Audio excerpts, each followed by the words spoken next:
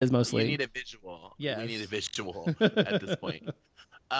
Posted an emoji con of herself pregnant Yeah. and is alluding to the fact that she is now pregnant With the first with the Rob Kardashian since the Kardashian girls. Kardashian. Yes. Now, they are engaged, Yeah. but it all just goes back to the family dynamic and kind of all that stuff. Which now the Kardashian season is up to speed, and they're kind of talking about all the Black China drama, and oh my god, it's so good, it's so juicy. I'm like so in love with the show now because it's actually fucking good. Like, But you know what? I may have to. all these girls are so pressed. They're so pissed. It's hilarious. But you know what? You know what? I've never been into the whole keeping up with the Kardashians show. I just may have to watch this. The level of petty between all of them. All of them are. I may just have to watch this season just because of that. I did see a clip where like Kris Jenner or Kris Kardashian, whatever she calls herself now, she was like going off on like Khloe and Kim, and I thought it was hilarious. She was like, "Oh yeah, look, you were married 72 days," and blah, blah, blah. I was like, yeah. "Damn, Kris." Okay. As a mom, I understand where Kris is coming from, but in that particular scene, the girls were talking about how Rob was moving out of Khloe's house because Khloe didn't want Black China in her home, and so he was just going to move in with Black China. So then Kris bought him a house. So all of the sisters were really pissed. Like, you bought him a house. He's 30 years old. Like, but here's the thing: none of them have fucking room to talk. None of them. Exactly. None of them have room to talk. Like, Kris was like, I've been with y'all through all of this shit, and this is just his shit, and y'all are just gonna have to get over it. I mean, look at Khloe. Khloe is with a fucking crackhead. Let's keep it real. She doesn't know if she wants to stay with this man, leave this man, and then not to mention they got married after knowing each other for like what, 2 weeks? A day. It seems like. And then I mean, look at Kim Kardashian. You done married about 9 times in the past 2 years. So it's like you don't have room to talk either. And then Courtney just gets on my fucking nerves. Courtney thinks she knows every fucking thing about everybody. Like, none of them have room to talk, and her marriage ain't all that great either. So none of them have room to talk about Rob. So they need to sit their asses down. Yeah. So is it wrong that now I'm like Team China? I'm Team China just because I don't care. So I don't care. I'm Team China just because they're getting on my fucking nerves. Like, they're really trying to. They're like, honestly, the way they talk about this girl on social media, they are really good. Like, pressed. They are really pressed and like really going for this girl. They are really trying to destroy this girl. I feel about the Kardashians the way that Jason feels about the Housewives of Dallas. Basically, I just have no interest. I don't give a fuck. Well, whatever. no, I didn't have any interest prior to any of this because as long as the Kardashians have been on TV, I haven't watched. I mean, I might have watched an episode here or there, but I've just never been like a hardcore Kardashian, keeping up with the Kardashians person. But now with all this bullshit going on, I'm gonna have to watch this season just because I need to see the level of pettiness and just the drama that is going to unfold on this show. Well, I think it's a horrifying thing. The whole thing is just horrifying, but whatever. Yeah. Speaking, and I go think ahead. It's just disappointing. What disappoints me the most is that like millions of young girls watch the show and look up to these people, and the message that they send is trash. This is what's wrong with our society today. At least when I was growing up and it was trash TV, it was like so blatantly trash that it was like, this is everything you don't want to. No one took it seriously. Yeah, but people actually idolize. Oh, it's embarrassing. Anyways, moving on. Well, speaking of horror stories, I wanted to talk quickly about this article that was written on BuzzFeed about 15 anal sex horror stories that'll make you gag. And I just want to read one. It's very short, but I want to read it because it's just hilarious, and they're all just funny because shit's funny, you know. But anyway, so it says, the most shameful walk of all time. I met up with a guy from Grindr, and he had the biggest penis I'd ever seen. I had to take his penis out of my ass because it hurt so bad, and he said, "Damn, you made a mess." I saw what looked like a gallon of beef stew, and then smell soon followed. He started puking all down my back, and it ran into my hair, my eyes, his bed, and the floor.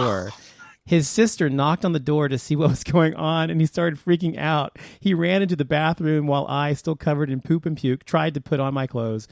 it was impossible to leave with any dignity. Isn't that hilarious? Oh. I don't think I would have told anyone that. Well, he did. I just want like a follow-up story. Like, did they ever talk again? Like, I doubt it. oh my God! And I bet you he never used Grindr again. Either one of them. You're probably right. Now, I'm not going to ask you about your anal sex stories, but you guys have either one of you have a horror story or a sexual horror story or that kind? Or something that happened to you? Not necessarily that. Not that I'm willing to share. Okay, Jason, let's hear it. Okay. So this is back when I was in college. So this has been a few years ago. Okay.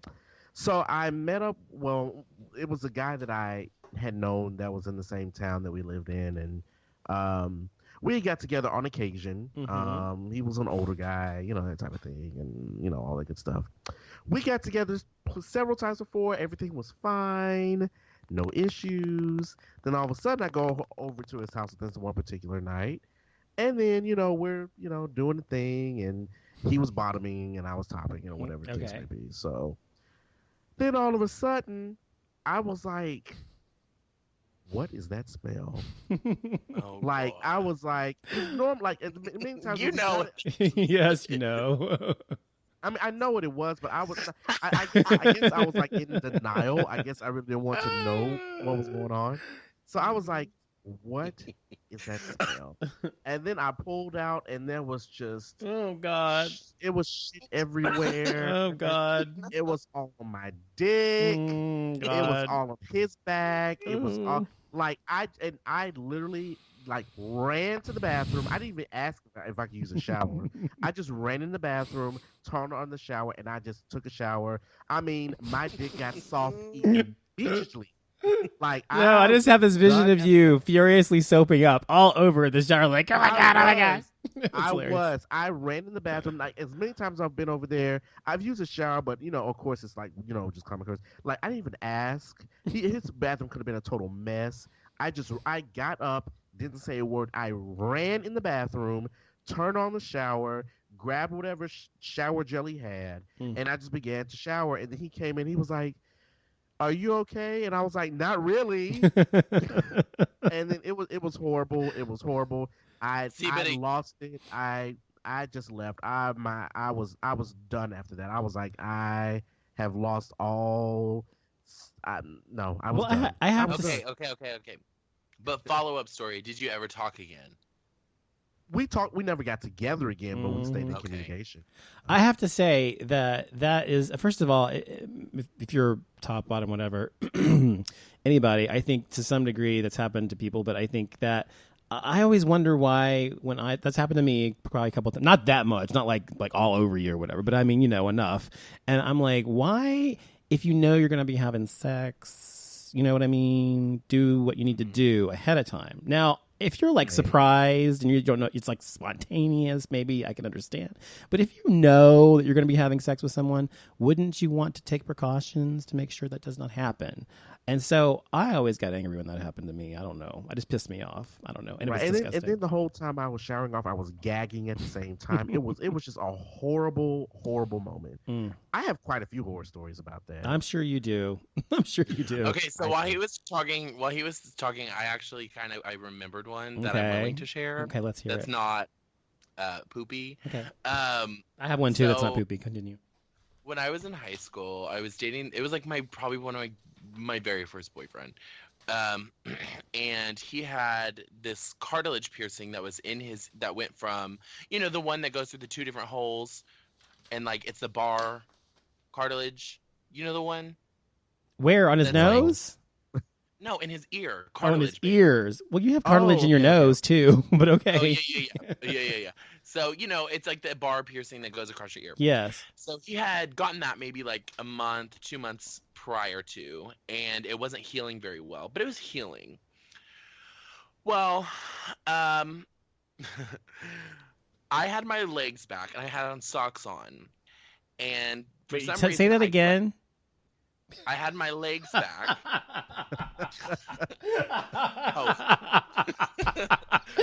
Oh, I'm sorry. I'm sorry. I don't know why it's making me laugh. Go on. Because you've never heard I think that's what it is. 'Cause I'm cracking up too. I've had any alcohol. Okay, listen. This is funny. Listen. So, this is definitely going in my book one day if there's ever a Lifetime movie. So I was wearing these like little knit socks or whatever, and I kind of like kicked my leg or something. Well, my sock got caught on the ball of his earring. Uh-oh. Well, my initial reaction was to pull away. Oh God. So I I yank my foot back, and it rips. Oh my God. Oh my God. Oh my God, the poor guy. It starts bleeding everywhere. Oh my God. And I remember I was like, oh my God, like I just remember being like in sheer panic. Oh Starts my bleeding, God. poor thing. Taking the cartilage piercing out, leaves, obviously. And ends up just completely taking the cartilage piercing out because it was like nowhere to be saved after that. And he was like, "Will you just let me know if you find the ball?" Missing. And it's so funny because when I moved out a couple years later, I ended up finding it like in the corner of my bedroom, like in the like very far. Funny enough, it's still in my jewelry box today. That's hilarious. That is so funny. That is hilarious. Yeah, it didn't work out. No, of course it didn't. Follow-up story. Oh my God. Wow. I have another story too, but I'll share that for another day. That was an accident. But well, mine was an accident too. I don't know if I told you this. It's real quick though. But I was dating this guy. His name was Tony. I was 19. He was like 30, and we were together. We were living together, and I was very skinny then, and I was trying to get like buff, and he was really buff. He was like a muscle daddy, whatever. Anyway, really big guy, and like worked out every day. And so he was always carb loading, like always like lots of pasta and shit like that. And so I was trying to keep up with him. And so we ate that night and tons of pasta. He loved pasta. So I had tons of pasta with him. And so after we'd eaten, we had sex, and we were having sex, and I was blowing him. I went down on him, and I came up, and tons of pasta just came right out of all over his chest and his groin. It was very disgusting. So that's my gross one. You threw up. I threw up on him. Oh, that is so gross. It was disgusting. It was disgusting, and I was so embarrassed. And I got up. I go, oh my God! And I went to the bathroom, and I washed up or whatever. And I came back, and he came back. I gave him a towel and everything, and he washed up and everything. He's like, it's okay, I still love you. I was like, well, I hope so. Anyway, it was just gross. It was disgusting. But yeah, that was mine. Okay, well, that's very interesting little stories there. I have a few horror stories. I'm sure but that's you for do. Another day, another time.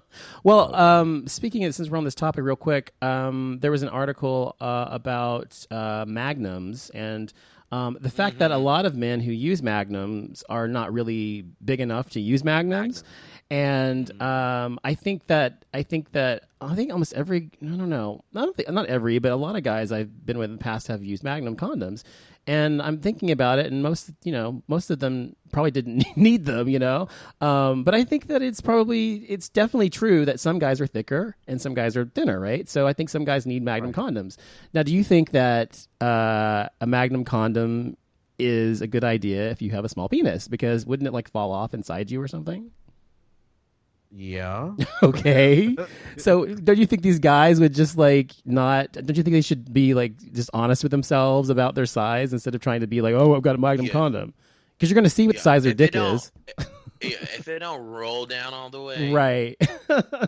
Well, the article said it wasn't just about length, it was also about girth because they're made for both. They're 8 inches long, I think is what it said. And then they're 2 inches and something wide. And so if you just start with, so I think if you're not that thick or long, then I think that it's probably not necessary. But anyway, I just thought it was interesting. But yeah, all guys use that. So what about there's one more thing I was gonna talk about. Where does it? Oh, Megan Trainor. Y'all, this happened today. So y'all know Pop Princess, Megan Trainor, thick girl. Wait. Since when did she become Pop Princess? She's doing really well. She's doing well for herself. I consider her like teen Pop Princess because the teens like go crazy for her. Yeah, and she's like the pinnacle teen kind of like starlet right now, right? And like all her videos are like very preteeny and colorful. And she wrote that song. Do you know that song, that J-Lo song, that I Your Mama, Ain't whatever? Mama? What is it called? Ain't Your Mama? Yeah, she wrote that. She wrote that song. It sounds like something she wrote. She did. So her album just came out. It's actually pretty good. There's a couple songs I liked, and there are a couple songs that were like, this is a little bit too teeny bopper for me. Like there's a song called the Mom Song where she talks about